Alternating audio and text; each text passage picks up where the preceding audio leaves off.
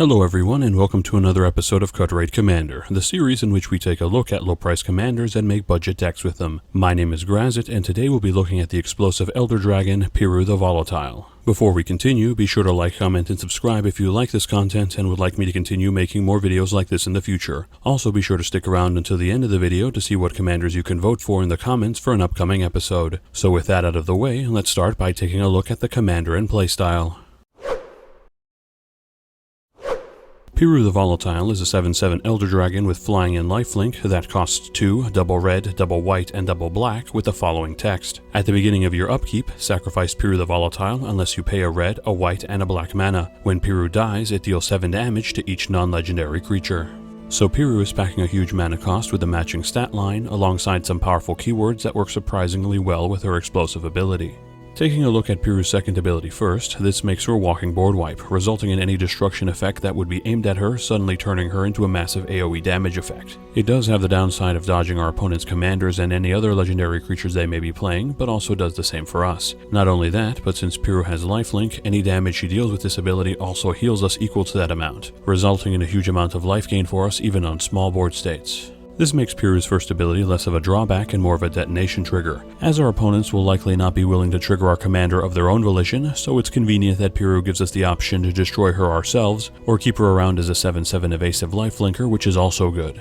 So what would be the most effective way to build around her? Since her ability doesn't affect legendary creatures, we can take her in a legendary tribal direction, running as many legendary creatures as we can to affect our board state as little as possible when Piru detonates. And while a build like this would be effective, I found in testing that there really aren't enough legendaries that work well together to form a cohesive strategy for my tastes. Life gain matters could also be viable, since Piru gives us a massive amount of life with her ability, as well as just by swinging in, though there may be better life gain commanders out there that make this strategy work a bit better. So in the end, I decided to focus on a build that takes advantage of Piru's damage-based AoE by redirecting that damage to our opponent's life totals. In order to accomplish this, we'll need the means to convert the damage our commander generates from creature-based damage to player-based damage, and luckily, our colors have plenty of means to do this, ranging from creatures who can deal the damage they take to other players, spells that can do the same or redirect that damage to creatures who can, and even ways to redirect damage dealt to us to other creatures who in turn can deal it to our opponents. In order to support this playstyle, we'll need to run plenty of AoE damage-based effects so that we're not entirely reliant on our commander, as well as ways to make sure that our creatures stay alive through the damage they take, either by bringing them back to the field as they die, bringing them back from the grave later, or even preventing them from dying in the first place by making them indestructible. So let's all get to a safe distance because Piru is about to blow away the competition in more ways than one. So now that we know a bit more about the commander and playstyle, let's start looking at the deck itself by starting with the creatures. Starting with the CMC1 slot, we have Nomad Encore, a 1/1 that we can pay 0 to redirect the next 1 damage it takes to another creature we control, making it the perfect means to pile on our damage to our creature payoffs to have them deal it back to our opponents in turn. Moving on to the CMC2 slot, we have some more redirection effects with Mog Maniac, Shaman Encore, and Warrior Encore. Mog Maniac is a 1/1 that, whenever it's dealt damage, deals the same amount of damage to target opponent, giving us the first look at the primary means we'll be using to convert our damage into burn, the Maniac being a good early drop to set up for our commander or other AoE damage effects later on. Shaman Encore is a 1/2 with the same 0 ability as Nomad Encore, as well as letting us pay 1 and a white to redirect all damage that would be dealt to a creature from any one source to itself, not only giving us more means to stack damage on our payoffs, but even ways to take damage that would be dealt to our opponent's creatures and redirect them to payoffs as well. Warrior Encore is a 2/2 with the same 0 ability as its Encore brethren to redirect damage, which we're playing for the same reason. The CMC3 slot is up next to give us even more redirection effects with Spiteful Sliver, Boros Reckoner, and Outrider Encore. Spiteful Sliver is a 2/2 sliver that gives all slivers the ability to deal any damage they take to target player or Planeswalker, being the only sliver we're running in this deck, but granting the ability to itself to convert damage into burn or Planeswalker removal as required. Boros Reckoner is a 3/3 that deals any damage it takes to any target, and we can pay a red or a white to grant it first strike until end of turn, giving us even more flexible damage conversion to serve as removal or burn as we need it. Outrider Encore is a 2/2 with the same 0 ability as its Encore brethren, but also has flanking, giving any creature that blocks it -1/-1 until end of turn to make it a decent damage redirector and passable attacker. Up next are some reanimation effects with Doomed Necromancer and Felden of the Third Path.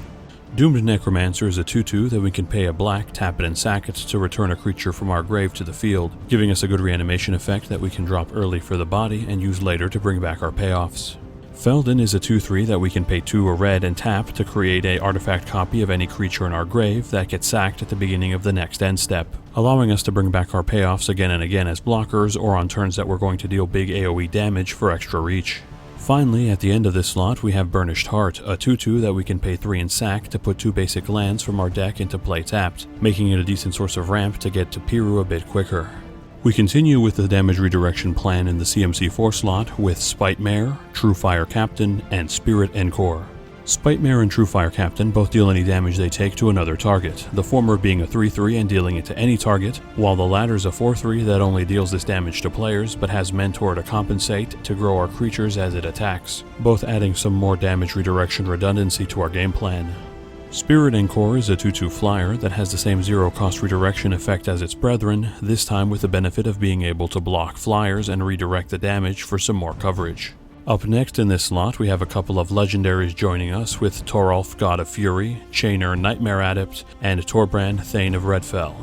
Toralf is an MDFC whose back face is Toralf's Hammer, an equipment that equips for 1 and a red, gives equipped creature +3/+0 if it's legendary, and allows us to pay 1 a red and tap the equipped creature to unequip the hammer, deal 3 damage to any target, and return the hammer to our hand, making it a recurable if slow means of removal, as well as a way to power up Piru even further before she detonates. Toralf's front face is a 5/4 trampler that, whenever a creature or planeswalker an opponent controls is dealt non-combat excess damage, we can deal that excess damage to any other target, giving us a huge amount of reach alongside Piru or our other AoE damage-based effects to redirect that excess damage right into our opponent's faces to help close out games. Chainer is a 3/2 that allows us to discard a card to cast a creature spell from our graveyard, usable only once each turn, and grants any creature that ETBs under our control from anywhere other than our hand haste, providing us a way to pitch dead cards into our bin to reanimate our payoffs repeatedly. Torbrand is a 2/4 that can increase any damage that we deal to our opponents or their permanents by 2 from our red sources, giving most of our payoffs extra reach and making our damage-based effects even more potent. Reaching the end of this slot, we have Emberwild Captain, a 4/2 that grants us Monarch when it ETBs, and if an opponent attacks us while we are the Monarch, it deals them damage equal to the amount of cards they have in hand, giving us some additional card draw and our opponents some incentive to attack us, only to be burned by this ability or have their attacks redirected or reflected by our other means. Moving into the CMC5 slot, we have a pair of hard-to-remove damage redirection with Brash Taunter and Stuffy Doll. Brash Taunter is a 1/1 with Indestructible that deals any damage it takes to target opponent, and we can pay 2 a red and tap it to have it fight another creature, making it not only a superb blocker that's hard to deal with, but a means to deal even more damage by having it pick fights with the biggest threats on the board again and again. Stuffy Doll is a 0/1 that's also indestructible and, when it ETBs, has us choose a player. It then deals damage to that player whenever it takes damage, and we can tap it to have it deal 1 damage to itself, giving us a player-specific payoff that we'll want to target our healthiest opponent with to make sure its ability procs for as long as possible. The CMC6 slot is up next with a pair of entries, those being Coalhauler Swine and Athreos Shroudveiled. Coalhauler Swine is a 4/4 that deals any damage it takes to all players, making it the AoE version of our damage redirection creatures, though it does hit us as well, but will run nonetheless since Piru's life gain will help us compensate. Athreos is a 4/7 enchantment creature with Indestructible that's not a creature unless our devotion to white and black is 7 or greater. Additionally, on our end step, it puts a coin counter on any creature, returning said creature to the field under our control when it dies or is exiled, making it a hard-to-remove source of reanimation not only for our own payoffs, but even our opponent's creatures should we need it. Finally, reaching the CMC7 slot, we have our last creature with Vengeful Archon, a 7/7 flyer that we can pay X to prevent the next X damage that would be dealt to us and redirect that damage to target player, giving us a big evasive body that can protect our life and whittles down our opponents so long as we have the mana to spare. That covers all our creatures, so let's move on to our instance. Starting with the CMC1 slot, we have Divine Deflection and Gideon's Sacrifice. Divine Deflection is an X spell that prevents the next X damage that would be dealt to us or our permanents and deals it to another creature or player instead, giving us a way to protect our creatures and life totals while redirecting that damage back to our opponent's faces. Gideon's Sacrifice has us choose a creature that we control, then it takes all the damage that would otherwise be dealt to us or permanents we control until end of turn, allowing us to dump all the damage from an alpha strike against us or even our own AoE damage effects into one payoff to blow our opponents away. Then we end this slot with Supernatural Stamina and Undying Evil, both of which prevent a creature from dying, the former giving its target +2/+0 and returning it into play tapped if it dies until end of turn, while the latter grants Undying to a target until end of turn, having it come back with a +1/+1 counter if it were to die instead, both granting us cheap means to recur our payoffs or even Piru herself when we sack her. The CMC2 slot is up next with its 3 entrants, Abrade, Boros Charm, and Deflecting Palm. Abrade has us either deal 3 damage to a creature or destroy an artifact, making it a flexible removal option to deal with front row and back row threats. Boros Charm has us either deal 4 damage to a player or planeswalker, grants all our permanents indestructible until end of turn, or grants a creature double strike until end of turn, which will mainly be running for the AoE indestructibility to have our payoffs live through the damage that they'll be taking, but its other 2 modes serve as serviceable removal or an alpha strike enabler. Deflecting Palm prevents the next source of damage of our choice from dealing damage to us, then deals that damage back to its source's controller, giving us another means of redirecting big attacks or damage-based effects right back to our opponent's faces. Moving into the CMC3 slot, we have some removal options with Chaos Warp, Generous Gift, and Mortify. Chaos Warp shuffles a permanent back into its owner's deck, then has them reveal a top card, allowing them to put it into play if it's a permanent, making it a flexible removal spell that, while somewhat risky, does deal with almost any threat. Generous Gift destroys a permanent and gives its controller a 3/3, giving us another flexible removal option with a relatively minor downside. Mortify destroys a creature or enchantment, giving us yet more removal to deal with multiple types of threats. Then we'll also be running Wear and Tear, a split card whose wear side costs 1 and a red and destroys an artifact, and whose tear side costs a white and destroys an enchantment, giving us the option to do both by paying both costs for a fantastic 2-for-1 back row removal tool. Reaching the end of this slot, we have Make a Stand, Unbreakable Formation, and Martyrdom. Make a Stand and Unbreakable Formation both make all our creatures indestructible until end of turn, the former also giving them +1/+0, while the latter gives them a +1/+1 counter and vigilance if played on our main phase, like Boros Charm before them, protecting our payoffs from destruction as they absorb damage with occasional upside.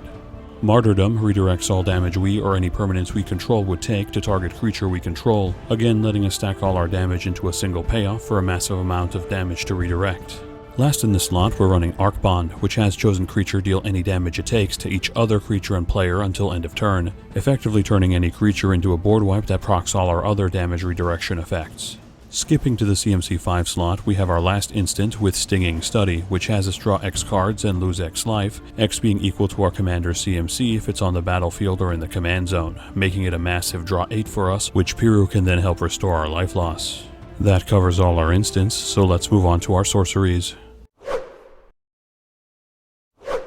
Skipping to the CMC2 slot, we have Sign in Blood, which has target player draw 2 cards and lose 2 life, for some staple black card draw that can double as burn if we really need that extra reach. Moving to the CMC3 slot, we have some additional draw with Painful Truths and Read the Bones. Painful Truths draws us X cards and loses us X life, X being equal to the amount of different colors of mana used to pay for its cost, usually drawing us 3 cards for an above average rate on card draw. Read the Bones has us Scry 2, draw 2, and lose 2 life for a good amount of card selection and card draw in our colors. Another duo of spells are up next in the CMC4 slot with Ambition's Cost and Chain Reaction. Ambition's Cost draws us 3 cards and costs us 3 life for some more staple card draw in our colors. Chain Reaction deals X damage to all creatures, X being equal to the amount of creatures in play, giving us a huge board wipe on crowded board states that can easily win us the game if we have a few payoffs established. Skipping to the CMC7 slot, we have Star of Extinction, which has us destroy a land, then deals 20 damage to each creature and each planeswalker, making it a devastating wipe that deals a minimum of 20 damage to face to an opponent for each payoff we have, in addition to blowing up a problematic land and all planeswalkers to boot. Skipping again to the CMC9 slot, we have our last sorcery with Blasphemous Act, which deals 13 damage to all creatures and costs 1 less for each creature in play, giving us another damage-based wipe that can hit the board early to proc our creatures and level our opponent's board states. That covers all our sorceries, so let's move on to our enchantments. Skipping to the CMC2 slot, we have a pair of white spells with Angelic Renewal and Saving Grace. Angelic Renewal gives us the option to sack it to return a creature that would be put into the grave back into play, giving us a decent reanimation spell that we can play early to save a payoff later, or even Piru herself. Saving Grace is an aura with flash that grants the enchanted creature we control +0/+3, and when it ETBs, has all damage that would be dealt to us or permanents we control be dealt to the enchanted creature instead until end of turn, giving us another form of instant speed damage redirection for more redundancy. The CMC 3 slot is up next with its single entry, Underworld Connections, which enchants a land to let us tap it and pay a life to draw a card, giving us some nice repeatable card draw for only a small life investment. The CMC 4 slot is up next with its trio of entrants, Greed, Pestilence, and Pyrohemia. Greed lets us pay a black and 2 life to draw a card, giving us another source of repeatable card advantage, this one usable multiple times per turn. Pestilence and Pyrohemia both deal 1 damage to each creature and each player when we pay a black or red respectively, and sack themselves if there are no creatures in play, giving us a continual way to ping our payoffs for damage while keeping the board clear of smaller threats, or even giving us the option to wipe the board when necessary. Finally, we reach the CMC 5 slot and our last enchantment with Court of Ire, which gives us the Monarch when it ETBs, and deals 2 damage to any target on our upkeep, or 7 damage instead if we're the Monarch, giving us some more card draw and repeatable damage that our opponents will either have to take every turn, or take damage from our damage redirection if they try to swing into us. That wraps up all our enchantments, so let's move on to our artifacts. Starting in the CMC 1 slot, we have Soul Ring, which taps for 2 colorless, and we run because we're playing Commander, and it's the best mana rock in our format. Moving into the CMC 2 slot, we'll start off with Blazing Sunsteel, an equipment that equips for 4 and grants the equipped creature +1/+0 for each opponent we have, as well as having any damage dealt to the equipped creature be dealt to any target as well, giving us another source of damage redirection and not insignificant stat increase. From here on out, it's mana rocks, starting with Arcane Signet, which taps for any color in our commander's color identity, Boros Signet, Orzhov Signet, and Rakdos Signet, all of which we can pay 1 and tap to generate 2 of our respective colors, and Charcoal Diamond, Fire Diamond, and Marble Diamond, all of which come into play tapped and tap for a black, red, and white respectively. The CMC 3 slot then gives us our last 2 rocks with Commander Sphere, which taps for any color in our commander's color identity and we can sack to draw a card, and Skyclave Relic, which is indestructible, taps for any color, and can be kicked for 3 to create 2 tap tokens of it when it ETBs for even more mana generation. That covers all our artifacts, so let's move on to our Planeswalkers. Our only Planeswalker joins us in the CMC 5 slot, that being Kaya the Inexorable, who comes into play with 4 loyalty and has the following abilities. Her +1 puts a ghost form counter on up to 1 creature, returning it to its owner's hand and creating a 1/1 flying token in its place when it dies or is put into exile. Her -3, exiling a non-land permanent, and her -7, allowing us to cast a legendary spell from our hand, grave, or exile on our upkeep without paying its cost, giving us a decent source of recursion to protect our payoffs, some powerful permanent removal, and an ult that can have us cast our commander for free over and over again if we can get to it. That covers our Planeswalker, so let's move on to our land base. Starting with our mana lands, we have Command Tower, which taps for any color in our commander's color identity, Battlefield Forge and Caves of Kolos, which tap for a colorless or a red and white or white and black respectively if we take a damage, Exotic Orchard, which taps for any color that an opponent's land could produce, Thriving Moor, which comes into play tapped and has a select a color when it ETBs, tapping for either a black or that respective color, Nomad Outpost, which comes into play tapped and taps for all our colors, Temple of Malice, Temple of Silence, and Temple of Triumph, all of which come into play tapped, tap for 2 of our colors, and scry 1 when they ETB, Myriad Landscape, which comes into play tapped, taps for a colorless, and we can pay 2, tap it and sack it, to put 2 of the same basic land type from our deck into play tapped, and finally Evolving Wilds and Terramorphic Expanse, both of which we can tap and sack to put a basic land from our deck into play tapped. For utility lands, we'll be running Bojuka Bog and Ghost Quarter. Bojuka Bog comes into play tapped, taps for a black, and exiles target opponent's graveyard when it ETBs, giving us some powerful graveyard hate in our land slot. Ghost Quarter taps for a colorless, and we can tap it and sack it to destroy target land, giving its controller a basic from their deck to replace it, making it a good source of spot removal for our opponent's utility lands. Lastly, we're running 7 plains, 7 swamps, and 7 mountains as our basics to fill out our land slots. Now that we've covered all the cards in the deck, let's take a look at this deck's breakdown.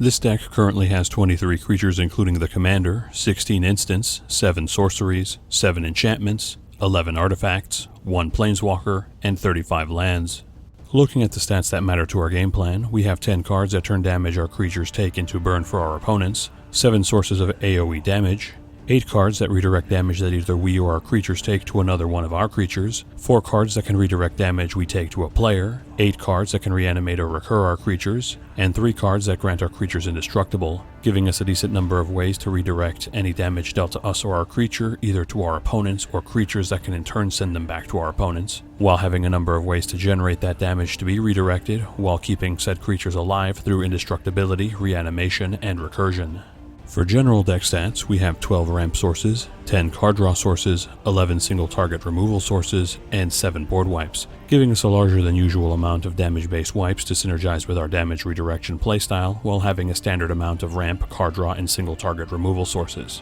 Looking at our mana curve, we have 6 1-drops, 17 2-drops, 19 3-drops, 12 4-drops, 5 5-drops, 2 6-drops, 2 7-drops, 1 8-drop, and 1 9-drop, giving us an early to mid-game curve that lets us ramp and set up our payoffs early to take advantage of big damage-based AoE effects like our commander as the game progresses. Currently, this deck is valued at $64.51, not counting the price of basic lands or shipping. This price was calculated by using the cheapest listed marketplace price on TCG Player at the time of this recording. For some side grades, additional ways to reanimate or recur our creatures would be good additions. Kaya's Ghost Form and Malakir Rebirth are both cheap ways to get our payoffs and our commander back into play when they die, while Phyrexian Reclamation works as a continual way to get our creatures back from the grave to hand.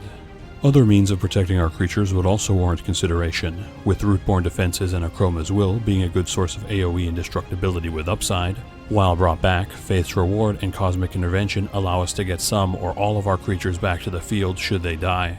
Damage multipliers could also find a home here, such as Insult to Injury, Angrath's Marauders, and Dictate of the Twin Gods, all making our damage redirection that much more potent as they double or even quadruple its effectiveness. For upgrades, Comeuppance is a powerful source of damage redirection from all sources of damage for a turn. That which was taken is a means to grant all our damage redirection payoffs indestructibility over time. Pariah's Shield is a means to redirect damage from us to a redirection payoff continuously, and Avacyn Angel of Hope grants a powerful AoE indestructibility effect while being indestructible herself to protect our payoffs even further. Finally, Jeweled Lotus can help us pay for our commander's hefty mana cost while simultaneously preventing us from paying our bills. Thanks everyone for sticking around until the end of the video. Again, I'd like to thank all my subs for helping this channel blow past the 650 sub mark and crack 700. This channel's growth has been all thanks to your support, and I'm truly grateful. Moving on to the votes, it looks like the line guy will finally be getting his wish because it's Garth One Eye that takes the top spot, as voted by Bodum M, Chris Hogan, Phil Shizzle, John Doe, Kisari, Matthew Wydell, Moglian, The Line Guy, Thulak, We Are Venom, and Yakmieria. That means the polls for Modern Horizons 2 have been closed, and the polls for Adventures in the Forgotten Realms are now open for business, with the first round of voting featuring Hama Pasha Ruinseeker, Kalain Reclusive Painter, and Faraday Devil's Chosen. Let me know in the comments below which of these three you'd like to see an upcoming video on. And with that, have a good one folks, and stay safe.